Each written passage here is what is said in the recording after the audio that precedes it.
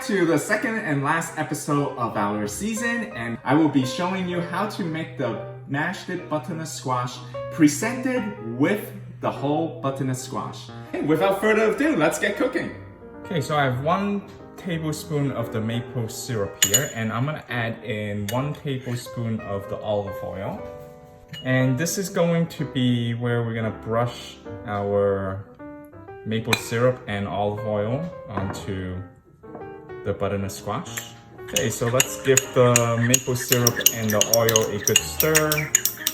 And I'm just gonna simply brush this on here. Alright, and if you have some left over, that's okay because we can brush this onto the butternut squash later as well when it's in the oven. Okay, so what we want to do here is we want to season it with some salt here first. And then we're gonna season it with pepper.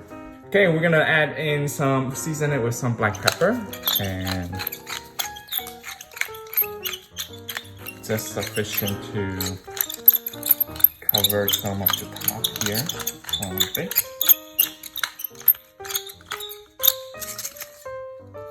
Okay, so now we can put this into our baking pan or a baking tray, and you want to bake this for at least 1 hour and 15 minutes. Halfway through the cooking, I will brush more of the maple oil on top. And let's put it in the oven. Okay, so you want to check and see if it's soft completely inside. So you can see I can put my spoon all the way in. So that's a good sign. So we can take it out and we are going to scoop the meat out and we're gonna mash it. Okay, so after we remove the butternut squash removed from the oven,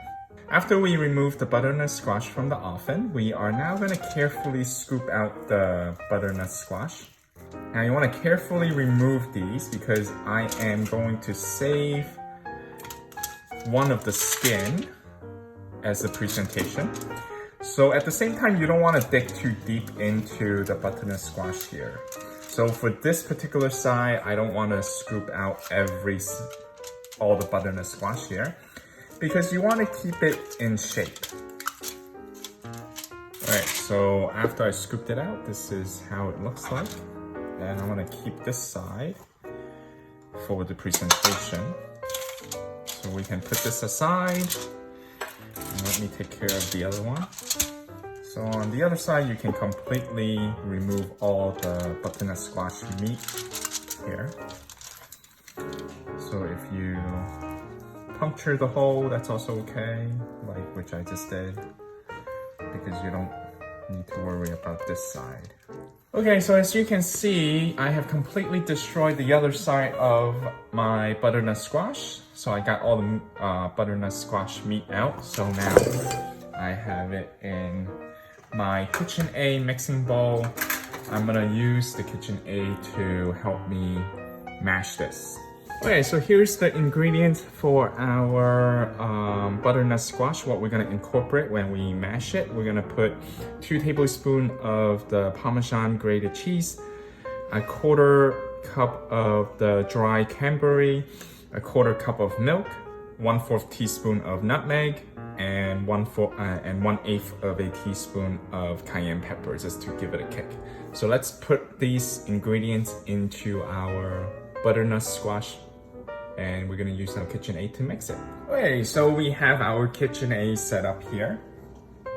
So first I'm gonna pour in the milk, and let's give it a little stir here first.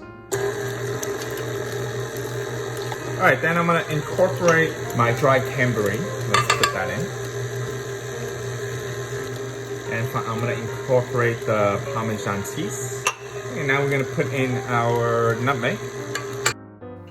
Last but not least, we add in our cayenne pepper.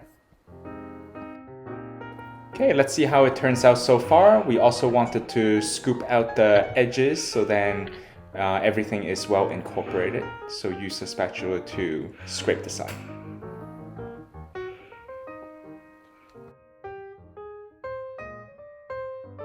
Okay, Okay, so when we're gonna transfer back our mashed butternut squash back into the butternut squash peel, and we're gonna bake this for 350 degrees for 30 minutes or until the top is golden brown.